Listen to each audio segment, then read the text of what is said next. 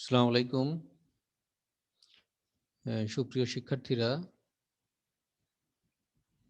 Online physics ক্লাসে তোমাদেরকে স্বাগত জানাচ্ছি। সরকারি এডওয়ার্ড কলেজের অনলাইন ক্লাস প্ল্যাটফর্মের পক্ষ থেকে আমি মোহাম্মদ শামসুল আলম, সহকারী অধ্যাপক, ডিপার্টমেন্ট অফ ফিজিক্স, সরকারি এডওয়ার্ড কলেজ, পাবনা। গতদিন পর্যন্ত আমি কোয়ান্টাম মেকানিক্সের যে যতটুকু পড়িয়েছি তারপরে পর থেকে আজকে শুরু করব। গতদিন আমি চ্যাপ্টার শুরু করেছিলাম শ্রোডিঞ্জার ওয়েভ ইকুয়েশন কোয়ান্টাম মেকানিক্সের। তো কোয়ান্টাম মেকানিক্সের ওয়েভ ইকুয়েশনটা, শ্রোডিঞ্জার ওয়েভ ইকুয়েশনের সাধারণ রূপটা আমরা প্রতিপাদন করেছিলাম। আজকে তারপর থেকে যে অন্যান্য সাধারণ আকারে যে শ্রোডিঞ্জার ওয়েভ ইকুয়েশন, সেখান থেকে আমরা শ্রোডিঞ্জার ইকুয়েশনে আরো কয়েকটা ফর্মে প্রকাশ করা যায়, সেগুলো কিভাবে করতে হয় সেগুলো আমরা আজকে দেখব। বিভিন্ন ধরনের সমীকরণ আসবে এখানে, সেগুলো আমরা আজকে দেখব। তাহলে আমরা শুরু করি যে শ্রোডিঞ্জার ইকুয়েশনের সাধারণ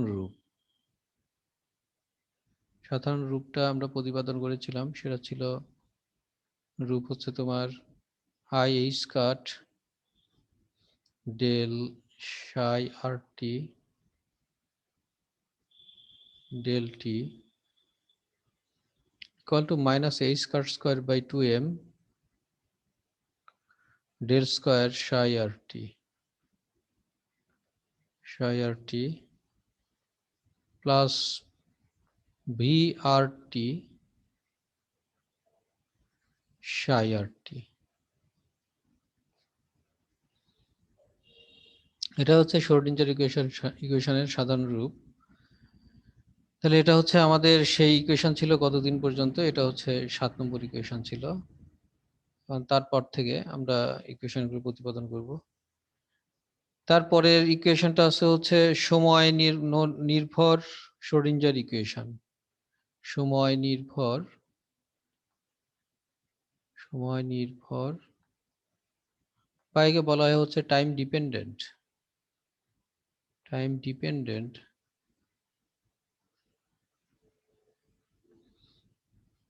শ্রোডিঞ্জার ইকুয়েশন। সেটা আমরা এখান থেকে কিভাবে আনতে পারি? যদি ওই কণা যে গতিশীল আছে, যে কণাটা গতিশীল ছিল, কোয়ান্টাম মেকানিক্যাল কণা, যার ভর m এবং যার ফাংশন হচ্ছে সাই আর t, psi is the function of r and t, অবস্থান এবং সময়ের ফাংশন হচ্ছে সাই। এটা হচ্ছে de Broglie wave function. V r t হচ্ছে পোটেনশিয়াল সাধারণ রূপে আছে, সেটা হচ্ছে আর এবং টি এর ফাংশন পোটেনশিয়াল। তাহলে বিভব যদি সময়ের উপর নির্ভরশীল না হয়, তাহলে সেই ক্ষেত্রে আমরা তাহলে বিভব সময় নির্ভর শ্রোডিঞ্জার ইকুয়েশন, তার মানে হচ্ছে যদি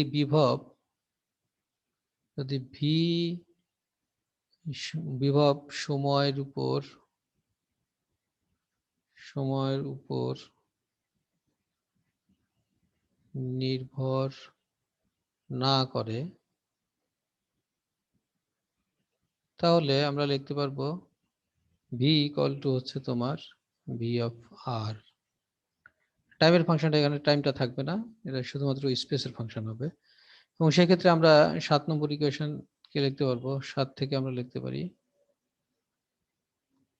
I h cut del psi R T del T সমান হচ্ছে minus H cut square by twice M del square psi আর টি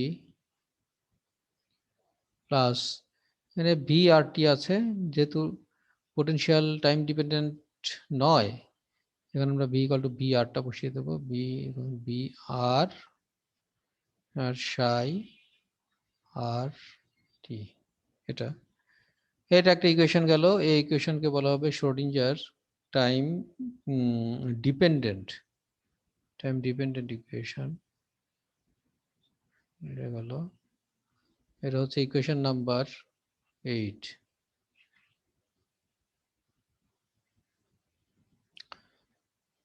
এর পরে আমরা আরেকটা ইকুয়েশন সাধারণ রূপ পেলাম, তারপরে টাইম ডিপেন্ডেন্ট ইকুয়েশনটা পেলাম। এখন আমরা সময় নিরপেক্ষ বা টাইম ইন্ডিপেন্ডেন্ট ইকুয়েশনটা আনার চেষ্টা করব। তাহলে শ্রোডিঞ্জারের সময় অনির্ভর, আগে ছিল সময় নির্ভর, এখন সময় অনির্ভর বা সময় নিরপেক্ষ বলা হয়। সময় নিরপেক্ষ, ইংরেজিতে বলা হয় time independent. Time independent Schrodinger equation, এটা যদি আমরা করতে যাই তাহলে আমাদের কি লাগবে? আমাদের এই প্রশ্নের উত্তর 8 নম্বর পর্যন্ত করতে হবে। তারপরে আমাদের যদি এটা চায় তাহলে সময় অনির্ভর বা সময় নিরপেক্ষ ইকুয়েশনে আসতে হবে। এরপর থেকে 8 নম্বর পর্যন্ত আসার পর আমাদের লিখতে হবে, ধরি এখানে চলক পৃথক পৃথক করতে হবে। তাহলে এই জন্য চলক পৃথকীকরণ পদ্ধতিতে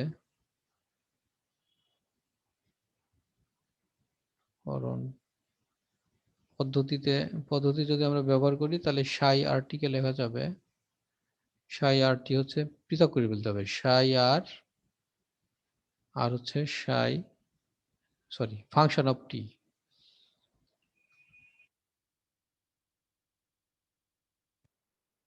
সাই R R function of T লিখতে হবে। এটা হচ্ছে ইকুয়েশন নাম্বার 9। এখন এই সাই আর টি এর মানটা আমরা এই সাই আর টি এর মান আমরা বসিয়ে দেব হচ্ছে তোমার 8 নম্বর ইকুয়েশনে। সাই আর টি এর মানটা 8 নম্বর ইকুয়েশনে যদি আমরা বসিয়ে দেই তাহলে আমরা লিখতে পারি আই এইচ কাট 8 নম্বর ইকুয়েশনে যা আছে ওটা লিখতে হবে, I h cut del psi R function of T del t, just psi r টির মানটা এখানে বসিয়ে দিচ্ছি, equal to minus H cut square by 2 M del square psi R function of t plus V of r psi r, psi r টির মানটা বসিয়ে দিচ্ছি, সাই আর function of টি। তাহলে এখানে খেয়াল করো যে আমরা যেহেতু ডেল টির সাপেক্ষে, তাহলে function of T K differentiate করা যায়, টি এর সাপেক্ষে ডিফারেন্সিয়েট করছি, অতএব সাই আরটা আমরা ডিফারেন্সিয়েশনের বাইরে নিয়ে যেতে পারবো। তাহলে সেই ক্ষেত্রে আমরা এখানে লিখতে পারবো আই এইচ কাট সাই আর বাইরে চলে যাবে del function of T del T equal to minus H cut square divided by 2m del square psi R function of টি। তাহলে এখানে ফাংশন অফ টি যেহেতু ডেল স্পেসের উপর ডিফারেন্সিয়েট শুধু হবে, তাহলে function of t constant, function of t এটা বাইরে নিয়ে আসতে হবে, এটা হবে del square psi r plus V of r psi r এবং ফাংশন অফ। এখন আমরা যদি উভয় পার্শ্বে সাই আর এবং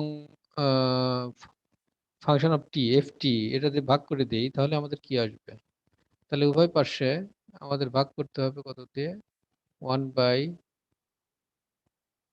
এই ইকুয়েশনের উভয় পার্শ্বে আমরা সাই আর আর হচ্ছে ফাংশন অফ টি দিয়ে ভাগ করে দিব।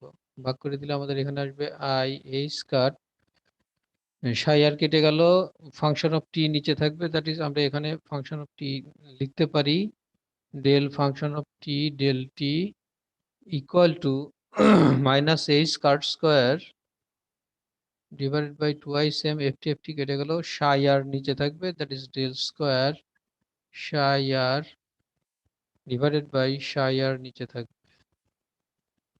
সাই আর প্লাস সাই আর, সাইটি এই দুইটা কেটে যাবে, দ্যাট ইজ এখানে ভি অফ আর।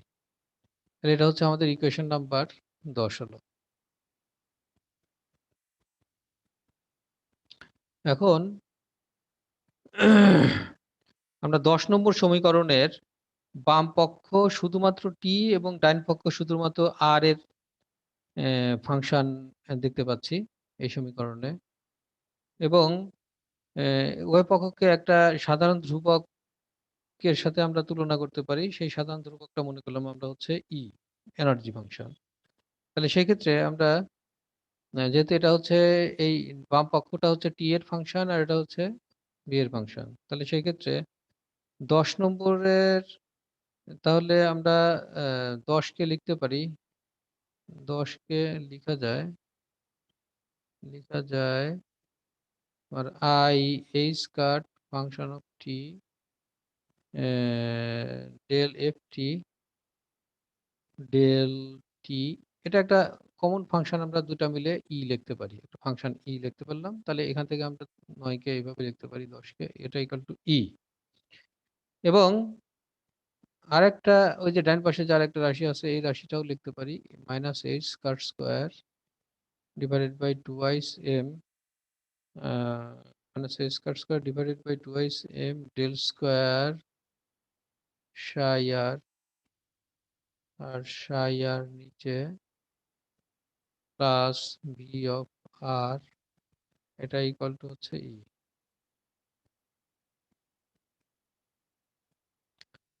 এখন এখান থেকে আমরা যে কাজটা করব সেটা হচ্ছে ই এইটাকে, এবং এটা সমান আমরা লিখতে পারি minus H cut square by 2 M del square psi আর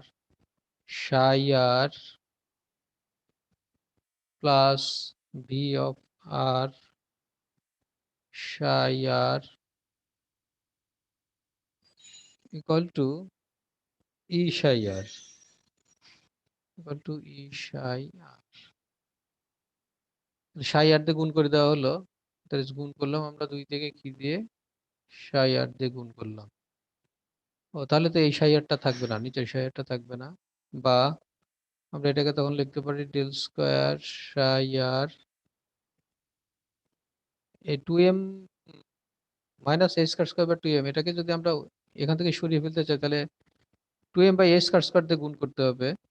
তাহলে এখানে plus 2m by A square square, এটা গুণ করে দিচ্ছি দুই দিকে। তারপরে ইটাকে যদি এদিকে নিয়ে আসি তাহলে হয়ে যাবে এটা হচ্ছে ই মাইনাস ভি অফ আর, এটা হয়ে যাবে কমন নিলে, এবং এটা সাই আর কনস্ট্যান্ট, সাই আরটা আমাদের এখানে নেওয়া যায়। এটা হচ্ছে তোমার ইকুয়েশন নাম্বার 12। এটা একটা ইকুয়েশন আমরা পেলাম, এই ইকুয়েশনটা হচ্ছে ইকুয়েশন নাম্বার 12, ইকুয়েশন নাম্বার 12 এটা পেলাম। এবং এই ইকুয়েশনটাকেই বলা হয় তোমার হচ্ছে Schrodinger time independent Schrodinger equation, বা এটাই হচ্ছে টাইম ইন্ডিপেন্ডেন্ট বা সময় অনির্ভর ইন্ডিপেন্ডেন্ট শ্রোডিঞ্জার ইকুয়েশন, এটা পাওয়া গেল। তাহলে এখন আবার নেক্সট পেজে আমরা দেখব যে মুক্ত কণার জন্য শ্রোডিঞ্জার ইকুয়েশন এটা কেমন। মুক্ত কণার ক্ষেত্রে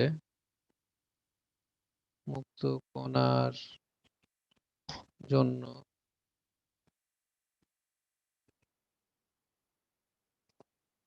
সময় অনির্ভর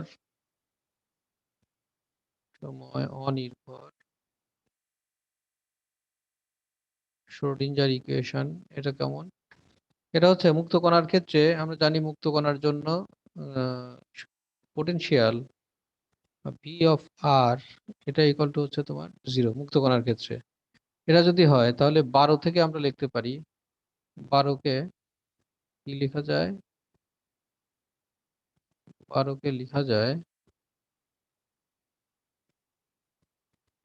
del square psi r plus 2m by h cut square, আর এখানে ভি এর মান যেহেতু 0, ভি এর মান 0, তাহলে 2me by h square square লেখা যায় 2me by h square square psi r, এটা ইকুয়াল টু হচ্ছে 0। এটা হচ্ছে মুক্ত কণার ক্ষেত্রে সময় অনির্ভর সমীকরণ। এটা হচ্ছে মুক্ত কণার ক্ষেত্রে সময় অনির্ভর সমীকরণ। এটা আমাদের পাওয়া গেল। এটা আমাদের পেলাম ইকুয়েশন হচ্ছে তোমার 1 2 3 13 নম্বর ইকুয়েশন।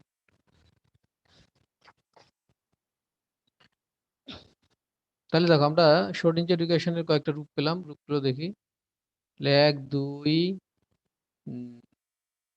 3 তিনটা ফর্মে আমরা লিখতে পারি, আরো ফর্ম আছে, সেগুলো আমরা যখন বিভিন্ন ক্যালকুলেশন করি তখন দেখা যাবে। তবে সাধারণ রূপটা আমাদের মনে রাখতে হবে যে শ্রোডিঞ্জার ইকুয়েশনের এই সাধারণ রূপটা হবে হচ্ছে আমাদের এটা। এই সাধারণ রূপ থেকেই আমরা বিভিন্ন ধরনের রূপ নিয়ে আসতে পারি, সেগুলো আমরা এই যে এখানে দেখালাম, এবং এগুলো একটু ভালোভাবে তোমরা দেখবে বিভিন্ন বইতে আছে। তো এখন আমরা যে কাজটা এখন করব সেটা হচ্ছে প্রবলেম সময় নির্ভর শ্রোডিঞ্জার সমীকরণের সমাধান করব। সময় নির্ভর শ্রোডিঞ্জার ইকুয়েশন এর সলিউশন বা সমাধান করব। সমাধান, এটাকে অনেক সময় স্থির অবস্থার সমাধানও বলা হয়। স্থির অবস্থার সমাধান, এই সমাধানটা আমাদের এখন করতে হবে। তাহলে দেখো এখানে আমরা সলিউশন, আমরা জানি সময় নির্ভর শ্রোডিঞ্জার ইকুয়েশন কোনটা। সময় নির্ভর যেহেতু বলছে, তাহলে সময় নির্ভর টাইম ডিপেন্ডেন্ট, তাহলে time time dependent dependent Schrodinger equation মানে হচ্ছে আমরা del I square del psi R T del T equal to আমরা লিখতে পারি minus H square square by 2 m del square psi আর টি, এটা লেখা যায় প্লাস বি আর সাই আর টি, টাইম ডিপেন্ডেন্ট শ্রোডিঞ্জার ইকুয়েশন। এখন এই শ্রোডিঞ্জার ইকুয়েশনে এটা আমরা ইকুয়েশন নাম্বার দিলাম 1, এখান থেকে আমাদের শুরু করতে হবে। এর সমাধানটা কেমন হবে তাহলে? এর সমাধান, এর সমাধানটা হচ্ছে আমরা চলক পৃথকীকরণ পদ্ধতি করব। এর আগে যেটা করেছিলাম চলক পৃথকীকরণ, চলকটাকে পৃথকীকরণ করব, পৃথক করে ফেলবো পদ্ধতিতে। আমরা এটা লিখতে পারি হচ্ছে তোমার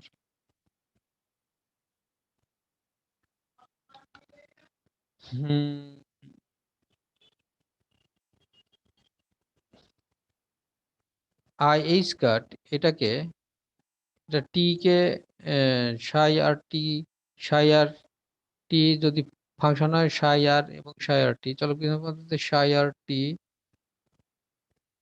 এটা হচ্ছে ফাংশন সাই আর এবং ফাংশন অফ টি, এটার ফাংশন, এটা হচ্ছে 2 নম্বর। এটা এখন এর ভিতর বসিয়ে দিলে, বসিয়ে দিয়ে আমরা এর আগে যেটা করেছিলাম আর কি,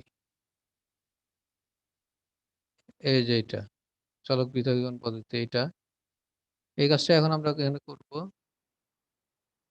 তো ওখানে আমরা যে ইকুয়েশনটা পেয়েছিলাম, আহ, সেই ইকুয়েশনটা থেকে আই এইচ কাট, আমরা দুটো চলক পৃথকীকরণ পদ্ধতিতে এটা যদি আমরা 1 ও 2 থেকে যেটা পেয়েছিলাম, এখানে সংক্ষেপে লিখছি, আগেরটা লেখা আছে, এটা হচ্ছে i h cut function of T del function of T del T equal to minus 1 by psi r h cut square by 2 m del square plus V of r. এটা হচ্ছে একটা শক্তি ধ্রুবক, একে আমরা ধরে নিয়েছিলাম ই, ধরে নিয়েছিলাম। এখন ই এর সাথে, এটা ইকুয়েশন নাম্বার 3, ই সমান হচ্ছে আমাদের এই, এটার সাথে ই এর যে সম্পর্কটা আছে, ই সমান এটা লেখা যায়। তাহলে আমরা লিখতে পারি I h cut 1 upon function of T del function of T del t, এটা ইকুয়াল টু হচ্ছে ই। তাহলে এখন ডেল এফ টি ডেল টি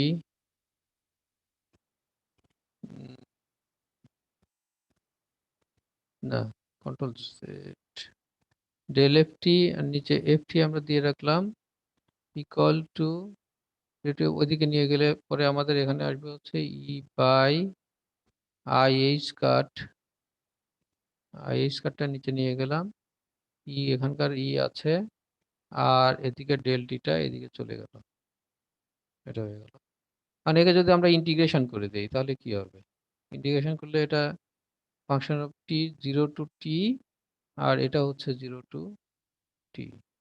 তাহলে এখান থেকে আমরা এটা লিখতে পারবো লন ফাংশন অফ টি, আর এখানে ই লং ফাংশন হচ্ছে 0 to t, আর এটা হচ্ছে minus I E divided by h cut, এটা থাকবে, আর ডেল টিকে ডিফারেন্সিয়েট করলে টি হবে, এটাই হয় 0 to t। আচ্ছা দিলাম।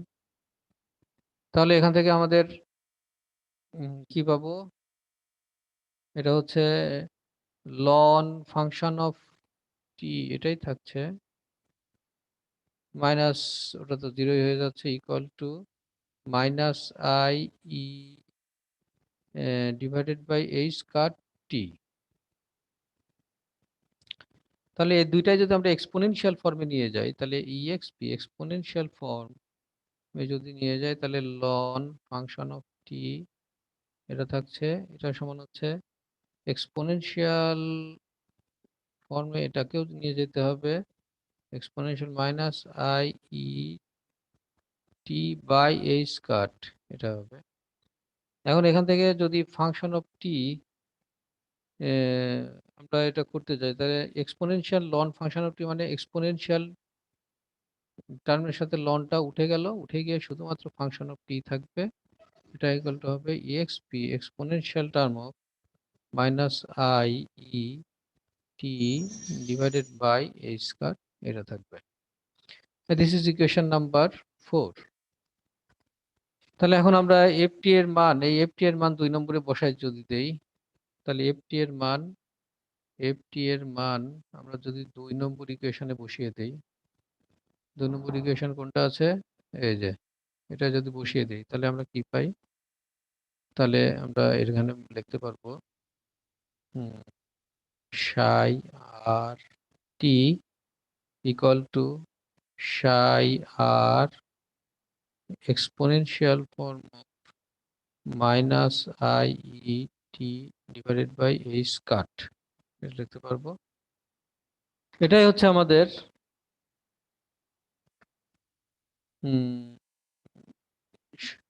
তাহলে এই যে আমরা এই যে সমাধানটা পেয়ে গেলাম, তাহলে সাই আর টির মানটা আমরা এখানে পেয়ে গেলাম।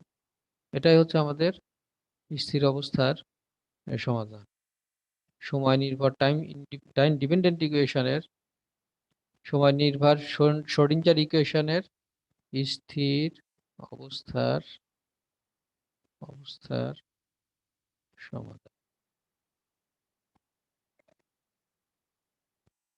এর কারণটা কি স্থির অবস্থার সমাধান কারণ বলার কারণ হচ্ছে এক্ষেত্রে যে আমাদের সম্ভাব্যতা ঘনত্ব রো রয়েছে, রো সমান হচ্ছে সাই আর টি হোল স্কয়ার, রো মানে তোমার সম্ভাব্যতা ঘনত্ব যেটা আছে, এখানে যদি আমরা এটা করি তাহলে সাই আর টি ই এক্সপোনেনশিয়াল ফর্মের ভিতরে যদি আমরা এই মানটা বসিয়ে দেই, তাহলে এইটা আর মডুলাস স্কয়ার যেহেতু আছে, এটার এটার আর একটা মডুলাস মান যেটা প্লাস আসবে, তাহলে দুইটা কেটে যাবে, থাকবে আমাদের সাই আর, মানে সময়ের ফাংশনটা আর থাকছে না স্কয়ার, এটা সময় নিরপেক্ষ বা সময় সাপেক্ষে স্থির, যার জন্য আমরা এই সমাধানটাকে বলছি স্থির অবস্থার সমাধান। সুপ্রিয় শিক্ষার্থীরা, এ পর্যন্তই আজকে। এই Schrodinger wave equation quantum mechanics বোঝার জন্য, জানার জন্য খুবই গুরুত্বপূর্ণ একটা ইকুয়েশন, খুব বেশি যে জটিল তাও না, একটু বুঝে করলেই ব্যাপারটা খুবই সহজ হয়ে যাবে, এবং বিভিন্ন বইতে আছে এটা নিয়ে, আর আমি যে লেকচার দিলাম এগুলো মিলিয়ে ওরা ভালোভাবে পড়বে। তো ইনশাআল্লাহ সামনের দিন আমরা এর পরের অংশ থেকে আবার শুরু করব। সে পর্যন্ত সবাই ভালো থাকো, সুস্থ থাকো। আল্লাহ হাফেজ। আসসালামু আলাইকুম।